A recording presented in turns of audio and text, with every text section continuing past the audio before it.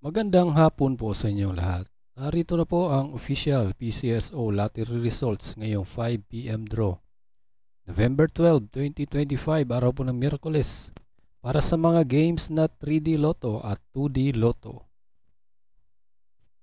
Kung bago ka pa lang sa aking channel, pwede kang mag-like, share, at subscribe para updated kayo sa mga PCSO lottery results araw-araw. Para sa 2D Lotto ngayong 5 PM draw November 12, 2025, here are the winning numbers. 24 and 5 in exact order.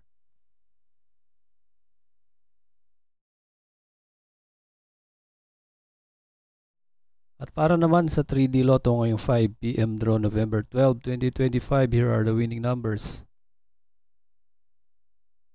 9, 8, and 1 in exact order.